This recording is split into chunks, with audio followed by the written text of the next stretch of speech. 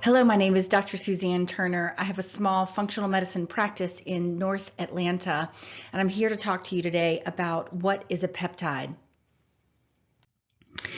First, what is a protein? This is a chain of over 150 amino acids. It was initially a direct copy of DNA. Of course, it goes through the transcription and translation process to become modified in the nucleus of the cell or in the cytoplasm, where it has either sugars attached to it or acids or alkaline can affect that.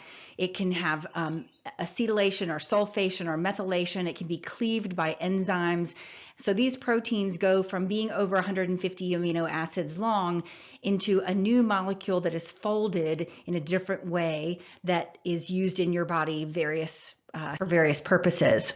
Again, here's your example. In the nucleus, the messenger RNA is translated directly from the DNA. It gets transcribed on the ribosome and becomes a protein. That protein is then phosphorylated or glycosylated or sumoylated or any other kind of acids, and now it can be used by the body. But a peptide is a piece of this protein that is less than 50 amino acids. It is generally cleaved from the larger peptide or protein after it leaves the nucleus. These peptides act as messengers, so they are telling the cell what to do. They go back to the nucleus and tell the nucleus what to transcribe. They turn on or turn off gene transcription. They turn on or turn off, they phosphorylate some other proteins and enzymes to become messengers or other enzymes throughout the cell. I like to think of them as the foreman overseeing the processes that go on in the body. Some familiar peptides are insulin, bacitracin, and oxytocin, or you may know by its trade name, Pitocin. In 1902, the original peptide was secretin. This is a duodenal peptide that is required for maintaining water balance. It also secretes bicarbonate for improvement of digestion and absorption. Some other famous peptides are BNP, which we use to measure for congestive heart failure, angiotensin 1 and 2, and as I mentioned, bacitracin is an antimicrobial peptide. Substance P was then discovered in 1931, and subsequent to that, oxytocin, which we knew even in 1953 that it played a role in sexual intimacy and reproduction. It was the first peptide hormone to have its sequence of amino acids determined, and then they were able to produce oxytocin by artificial means. By the end of the 1950s, solid phase synthesis developed, which is an easier method of creating these rather than taking them from humans or animals, these peptides. We could now create them in a lab. And then 1965, China was able to create insulin instead of, again, having to take them from animals or other humans. Now there are many peptides that are approved or in active development in phase 1, 2, 3 clinical trials. You are, of course, familiar probably with liraglutide and the CGRP2 inhibitors for migraine. These are peptides. And so as you can see, oncology and metabolism, or probably diabetes, are our number 1 and number 2 where most of the research is being placed to work on treating diseases in these areas with peptides. We know that hormones decrease by age, and we know that growth hormone, which is one of our peptides that our bodies make, are depleted by age. And if we look at the ways that these hormones work, there are two immune systems. One is the innate immune system, the other is the adaptive immune system. The innate immune system are where your natural killer cells are produced. These are primarily monocytes, eosinophils, and basophils, and they are the first responders in our immune response. If you're thinking about responding to viruses or bacteria in the body, this is how we respond first. And then within about a day, our T lymphocytes and B lymphocytes begin to respond. Occasionally, our natural killer cells can be the first responder and can actually kill the invader. And then sometimes it requires us to go on to developing antibodies through our B cells. and this is, as you can see, in time after infection. The thymosins are, the thymus gland is a gland that sits in your upper chest. It is a gland that secretes both peptides and T cells, is involved in differentiation of T cells. The peptides it secretes are involved in that development and differentiation of T lymphocytes, and it's involved in releasing these peptides in the presence of foreign organisms, as well as other hormones and nervous stimulation. So as you see in the diagram, there are lots of feedback loops that translate to the thymus gland to create the peptides that the thymus gland produces. Immunosenescence is a disease of aging. We know that our immune systems decline as we age. There are specific abnormalities that occur, decrease in number of natural killer cells and of their ability to kill things. So not only do you have a decrease in number, but you have a poor, they are poor in their ability to function. They are toll-like receptors, and pattern recognition receptors are improved or decreased in their ability to function. Neutrophils, or infection-fighting cells, decrease in their ability to move around the body and around the cell. The dendritic cells are less able to present antigens to the rest of the body to say, hey, please make some antibodies against this. The macrophages and dendritic cells are less able to eat up or phagocytize infections. And so, as you can see, also the thymus gland depletes or decreases in size, and it's replaced with fat over time. So now we have fewer T cells to fight infection. The ones we have aren't working as well. It's more difficult for them to differentiate and grow. These also can become senescent cells, which is a different talk for a different day. But we get this situation of low-grade inflammation that occurs where the body is no longer able to fight off things it's been holding for years, like herpes viruses, HHV6, for example, or Epstein-Barr virus. And these low-level things that our immune system has been able to handle over time, eventually we're unable to handle. This is a great article on immunity and aging from this year. Thymic evolution is developmentally programmed, and it seems to occur around the time that we begin to deplete, our body begins to deplete of growth hormones. So interesting coincidental timing. Growth hormone deficiency is associated with a poor sense of well-being, less self-control, depression and anxiety, jet lag, which I thought was interesting, less lean body mass and more body fat. We can think about that in our geriatric patients, how their bodies are fat, more fat, less muscle. Our bone mineral density decreases, our cholesterol changes, our immune system, as we mentioned, changes, and our kidney function changes. In the face of excess growth hormone, however, we can develop these side effects: insulin resistance, in fact, diabetes, small bowel or other organ overgrowth, tingling in the extremities, water retention, thickened skin, etc. So there are pluses and minuses. Like everything, there's a Goldilocks somewhere. We do know, however, from this study, even in 1990, but from the Lancet, that deficiency of growth hormone is associated with an increased risk for premature mortality due to cardiovascular disease. How do we fix this growth hormone deficiency as we age? The first thing we can do is a fasted weight training program. This is ideally first thing in the morning and associated with an intermittent fasting schedule. So ideally intermittent fasting would be 12 to 16 hours. And during that 16-hour fast, at some point you do engage in some weight training. Then there were, preferably that would occur at the end of your 16-hour fast. Sleep hygiene, so figuring out ways to get people to sleep better. We know that the circadian clock is very involved in the production of energy by the body. Our NAD production goes up significantly in the morning, and the triggers for that are typical triggers that you would expect for for sleep, for wakefulness in the morning. So improving sleep hygiene is critical.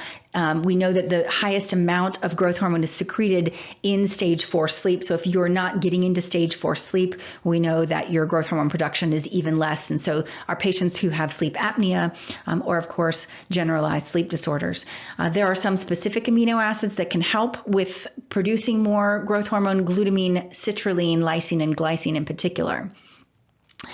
Treating impaired fasting glucose is a great way to improve the body's production of growth hormone, natural production of growth hormone. And I like to tell people to follow a low glycemic index carbohydrate diet, to reorder their food. So they eat vegetables and meats first, and then carbohydrates, including any drinks, wine, etc., second. This is going to do the same. You all are familiar with the idea of flattening the curve now. And so this will flatten the curve of insulin secretion, so they won't get such a huge insulin spike. And it does seem that that insulin spike is related to some of the aging of our cells and of our organs. A 10 to 15 minute walk after every meal is also recommended to improve your insulin resistance. And so immunosenescence, this is that we were talking about earlier about the aging of the immune system. And one of the things we can do to treat that is growth hormone. Increased growth hormone improves T cell proliferation in the thymus gland. It stimulates immunoglobulin production by B cells and increases B cell differentiation as well. It does improve the reactive oxygen species that are produced by our monocytes and neutrophils in response to an inflammatory signal. We know that the loss of growth hormone action increases inflammation, and there is an anti-inflammatory effect seen in the intestines. We know that low IGF-1 levels are associated with a higher mortality in older humans, and here's another study confirming that from 2018. The problem with growth hormone is growth hormone increases the risk of diabetes, and it increases the risk of ACTH or cortisol secretion. And so we don't want to use growth hormone directly because of the risk of overdose. One of the things we can do instead is use growth hormone releasing hormone, because we know that growth hormone releasing hormone gives the increase in growth hormone and the benefits of that, but it also has its own direct effects on cells. The receptors on cardiac stem cells stimulate proliferation and survival of those cardiac stem cells. We know that growth hormone releasing hormone modulates genes that are involved in cardiac remodeling. So it goes directly to the nucleus to change the transcription that occurs in response to a heart attack. In rats, after an experimental heart attack, this growth hormone releasing hormone was able to decrease the degree of heart functional decline and remodeling. So that scar that you see in patients post-MI was decreased if they were treated with growth hormone releasing hormone. I think I have a slide in a minute with a photo. They had increased anti-apoptotic gene expression. So growth hormone releasing hormone stimulates the body's natural, so apoptosis is the production of proteins that are involved in programmed cell death. If after a heart attack, many of these cells go through a programmed cell death, trying to protect the remaining cells from additional damage. Well, using growth hormone releasing hormone protects even those damaged cells from apoptosis, so they stay around longer and are able to heal themselves. We also know that the use of tesamorelin, which is a brand name growth hormone releasing hormone, reduces triglycerides and visceral adipose tissue. So as far as the use of growth hormone releasing hormones in heart disease, we have some pretty good research, and you can see these are all relatively recent data. This is the picture I was describing earlier. This is using placebo. The middle is using growth hormone. The red is healthy heart tissue. This is a cross section through a mouse heart. The red is healthy heart tissue, and the gray is scarring. And then if you look at growth hormone releasing hormone therapy, the scar is much less, the muscle tissue is much more robust.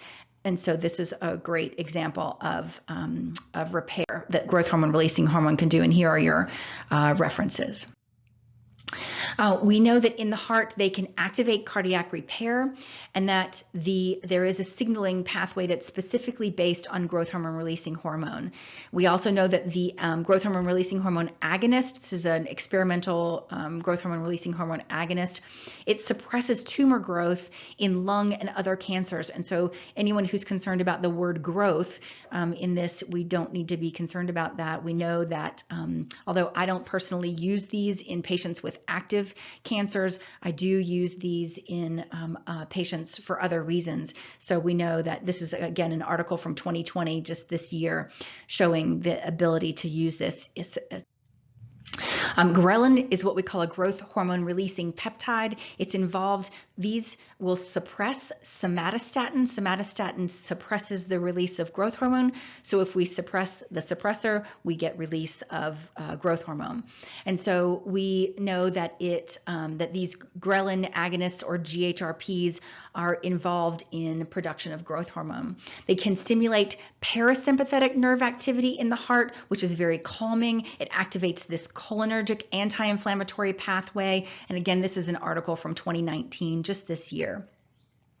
It stimulates angiogenesis in the plaque, and so these are not getting additional blood flow to the plaques. And we know that the atherosclerotic plaque content is decreased in rabbits who were using growth hormone releasing peptide.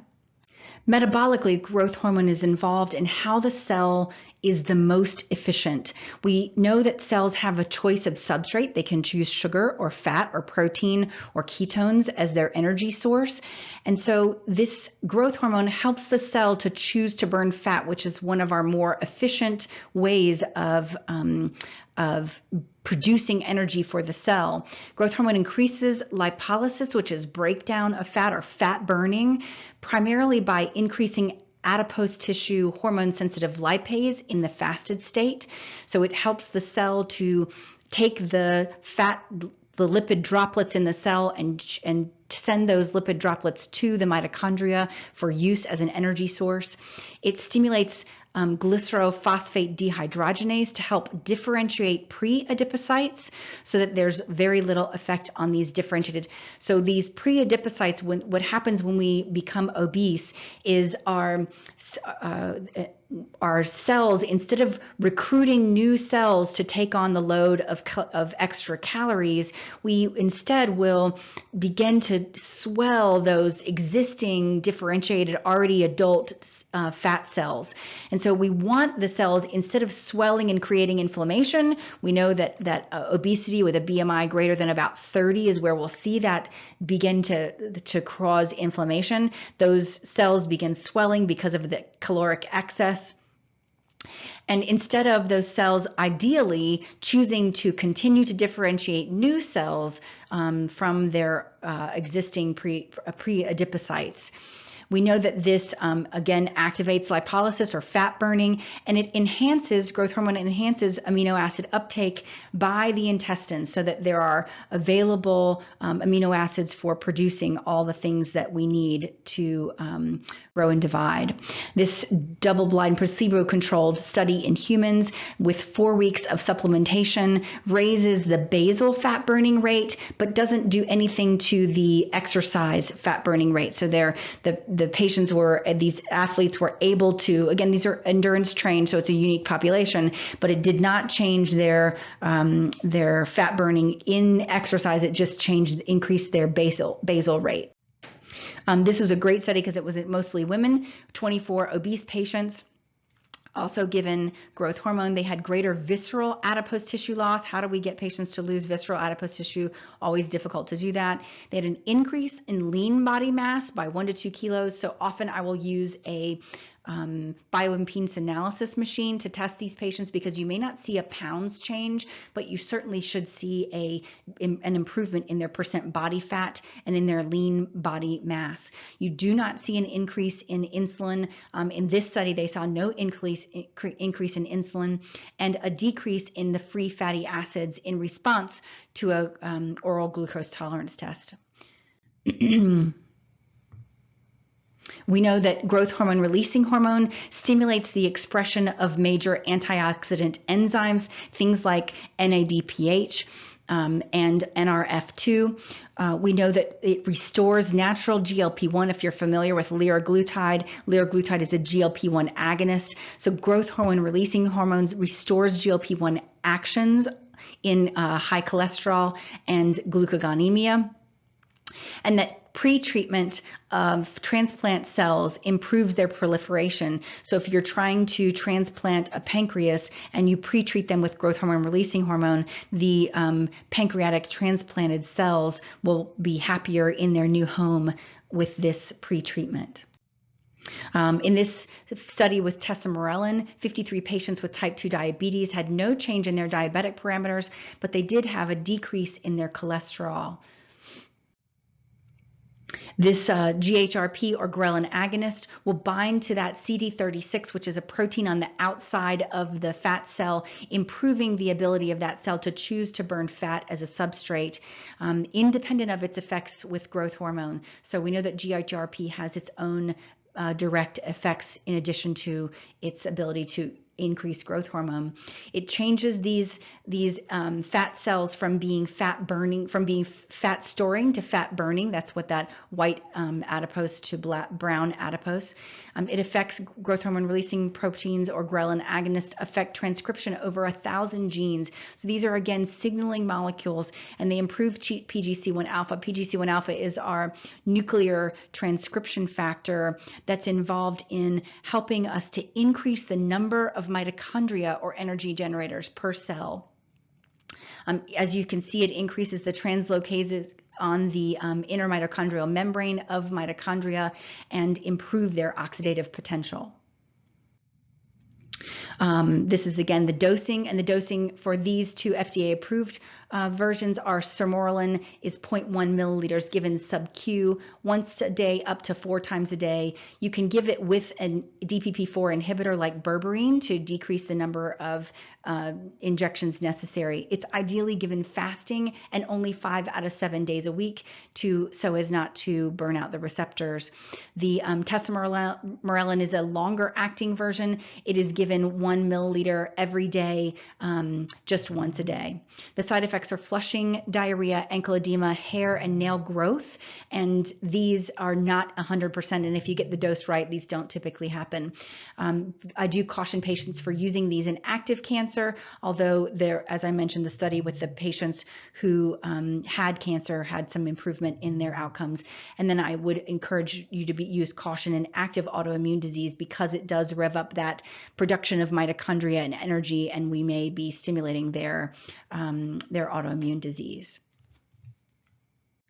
Thymosin alpha-1 is a bioidentical thymus gland peptide. As I mentioned before, the thymus gland, especially in younger adults, will produce these peptides normally. It is a signaling immune modulator. It does not up or down regulate unless the cell needs it to do so. So there's no effect in a cell that doesn't need it. If the cell needs help in either direction, it can accomplish that task by signaling. It balances infection fighting and autoimmunity. You know, you can over-respond to in either direction, and patients will get things, if they over-respond to autoimmunity, of course, they'll get things like asthma and eczema. If they over-respond to infection, we can become very, very ill. And so we know that thymosin alpha-1 is able to make that balance occur, and it can do a different thing in a different tissue depending on what's needed in that cell. We have efficacy against hepatitis C virus and some other new viruses. It is FDA approved, and there is no lethal dose. It stimulates T cell differentiation. It enhances tolerance. If you know about Treg cells, these are the tolerogenic cells. It restrains that autoamplification of autoinflammation. So, you know, when you get a patient who has some inflammatory process that occurs, they begin to get joint pain, they begin to get skin reactions, they begin to get other things. And so those patients who just continue to grow and get other illnesses one on top of the other, TA1 can help restrain that. It does help to increase the maturation and activity of natural killer cells. It can stimulate the production of anti-inflammatory cytokines. You've heard about the cytokine storm with all the data now about coronavirus, and so we're familiar with the cytokine storm. So this can help produce anti-inflammatory cytokines. It can help for neutrophils and other phagocytizing cells to improve their mobility in the cell, in the tissue. If you remember before, immunosenescence is involved. One of the characteristics of immunosenescence is a decreased ability of these cells to move and to phagocytize invaders. It promotes this Th1, Th2 shift, which is what I was talking about before, balancing out the infection fighting versus the autoimmune system. And then it increases our natural antioxidants, helping with maintaining redox. It also improves glutathione production, if you're familiar with that antioxidant. And if you're familiar with the death of the thymus gland that's induced by steroids, so if you know constant use of steroids will suppress your immune system, and over time that can be permanent, using TA1 with steroids can block that death of your thymus gland, or the breakdown of the immune response. Some clinical effects in Lyme disease, in fungal disease, in viruses, including HIV, hepatitis B, and herpes viruses. It has effects in eczema, asthma, rheumatoid arthritis, and inflammatory bowel disease. And these are some references from the last several years.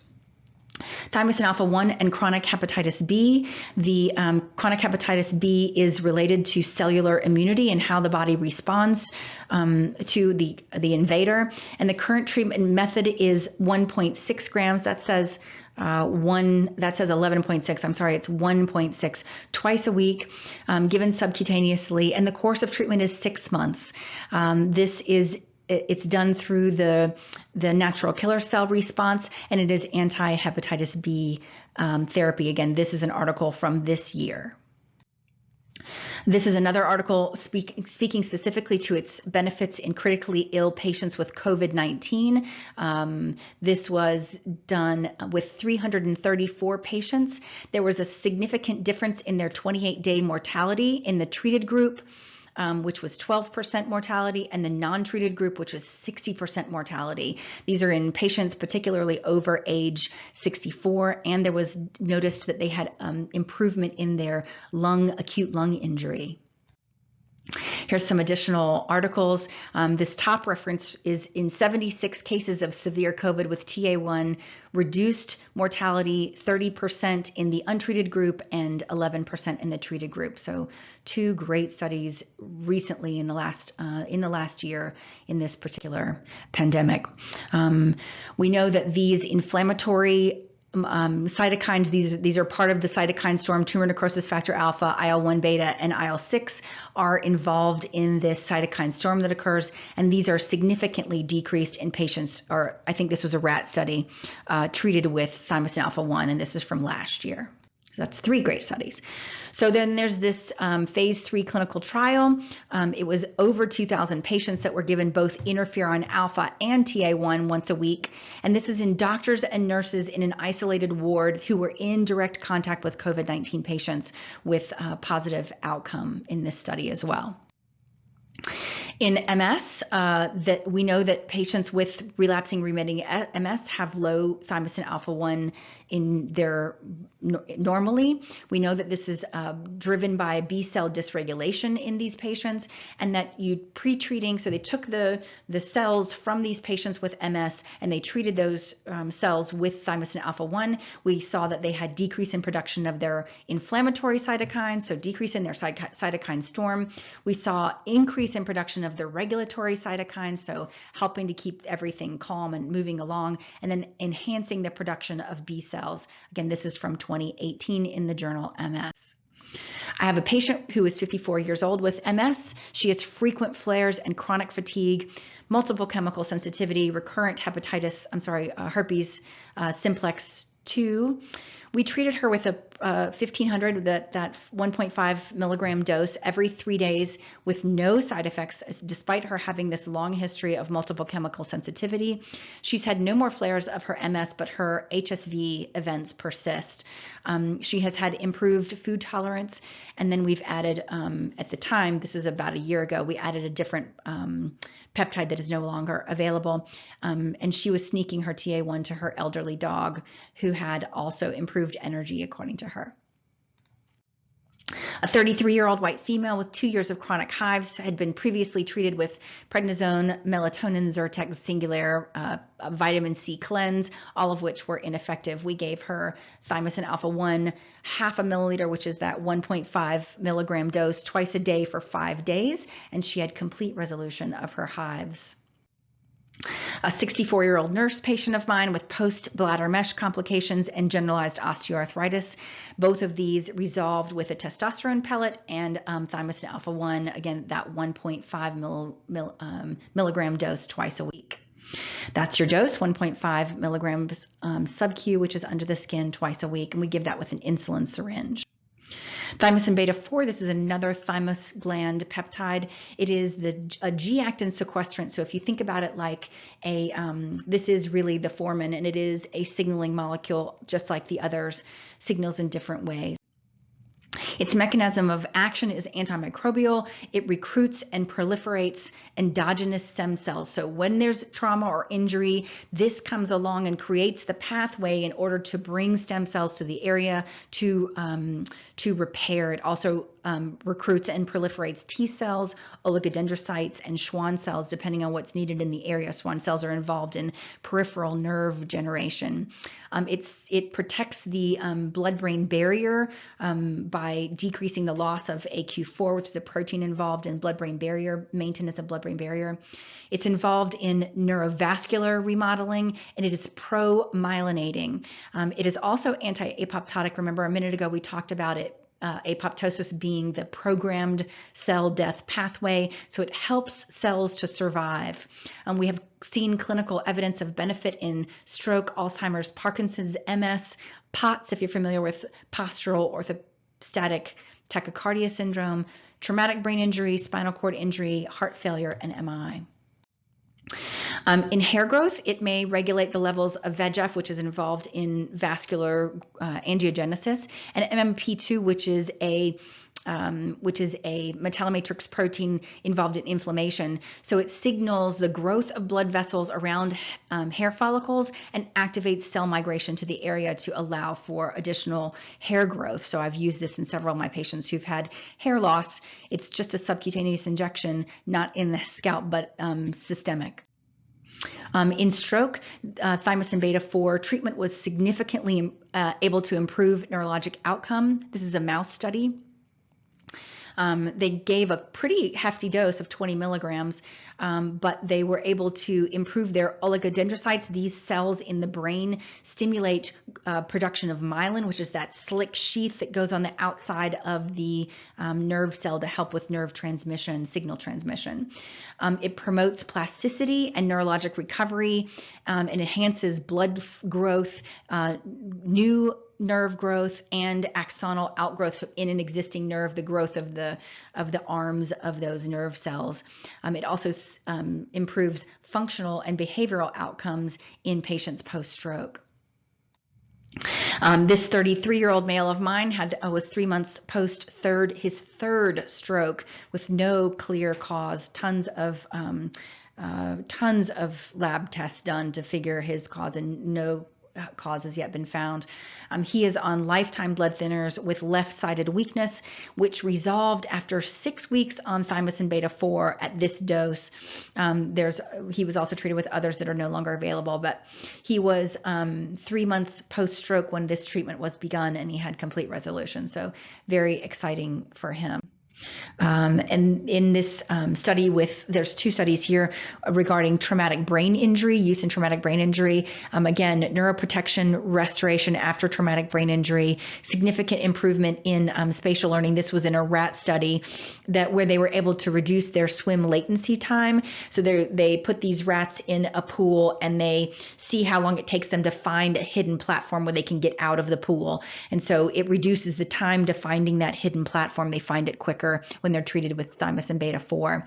It also reduces their cortical lesion volume. So their brain, the part of the brain that's involved in scar post-stroke, it improves that by 20 to 30%. And then they had reduced loss of cells, again, that anti-apoptosis effect in the hippocampus. And then we also know that that TB4 significantly increases the blood levels of these proteins that we call microRNAs that are involved in how the cell transcribes proteins in the endoplasmic reticulum. It's also been studied in corneal injury. Mouse were treated with this dose and after an alkali injury, and then they had accelerated re-epithelialization, so they were much improved in their ability. Their eyes were able to not only heal without scarring, but heal so that they could not only heal, but heal without scarring so that they were able to see. And then they changed this messenger RNA transcript specifically for these inflammatory cytokines. So in a similar manner, thymosin beta 4 is involved in improving these. This is my patient with a corneal abrasion. If you can see this in the middle, this white spot he has here at the bottom, and of course all of his inflammation in his eye. He was, because of his he is a stroke patient, and because of his locked-in inability to move around, he sees with his eyes or communicates with his eyes only, so his eyes are open all the time. And then we treated him with TB4 for about 2 weeks and an eye patch, and he had improvement in pain, but has, if you can see, just a touch of scar down here that's still remaining. So this was the original scar, this is the remaining little bit, and we're going to continue that and make some changes in his screen use. In hearts, the levels are decreased. We know natural TB4 levels are decreased in human hearts, but and that in patients with MI, they have significantly uprated levels of thymosin beta in about day 5. We know that treating mice post heart attack daily with thymosin beta 4 reduced their infarct size, the fibrosis, the apoptosis, again, or the programmed cell death of those cells, and increased the density of blood vessels around the infarct. We know that they have reduced production of interferon gamma, which is an inflammatory marker from these inflammation cells, and the ejection fraction was 57% versus 28% in the untreated group, and it can be administered either sub-Q or intracardiac. So I would choose sub-Q because it's a little easier. In patients with scleroderma, we know that their levels are significantly higher than in controls, and we think this is because it's involved in healing. So in this study in lung disease, higher thymosin beta 4 levels are associated with a protective role against lung tissue damage. Here's this study here from 2011. In my 74-year-old with Crest syndrome, which is a variant of scleroderma, including scleroderma, she's had activity limiting shortness of breath with the corners of her face sort of turned down at the edges, hands swollen and painful and unable to button her shirts. This was our treatment regimen. If you're familiar with low dose naltrexone available over the counter, this is a usually through compounding pharmacies to get this low of a dose.